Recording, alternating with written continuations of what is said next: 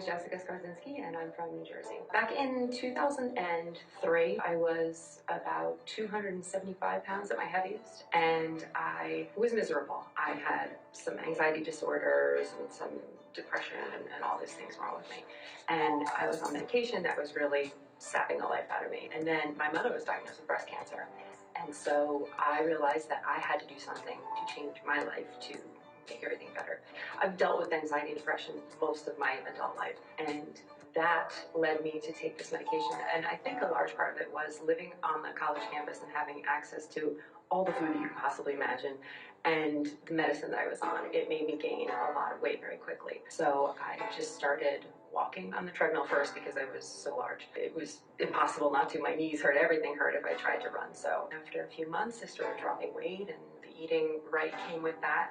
And then within, I'll say the first year or so, I dropped about 40 to 50 pounds. I really fell in love with running when I realized what my body was capable of. I didn't know that I could do these things. I didn't realize that I could go for 3 miles straight and not have to stop and not die.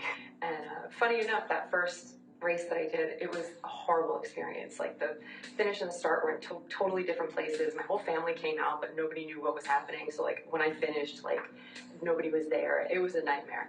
And my husband, he actually said, yeah, do you think this is for you? And I said, no, never again. I'm never doing another race. But I kept at it, and the more I did it, the more I fell in love with it. I was introduced to the running community online, and that was really what kind of helped me really find my place.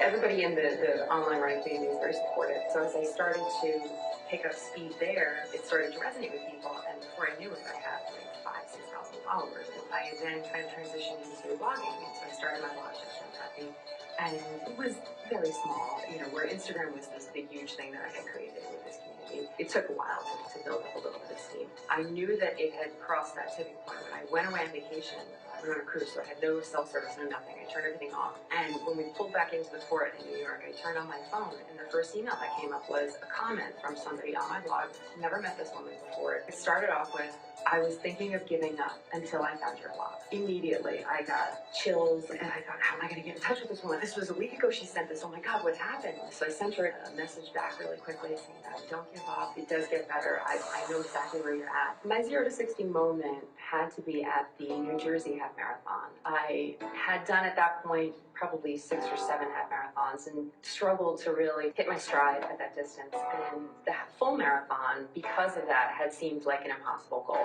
But I found the winning combination of training and prep and everything, and I nailed the New Jersey Half Marathon. I set a 15-minute PR, and I felt absolutely unstoppable. That was the day that I realized that I really can do whatever I set out to do.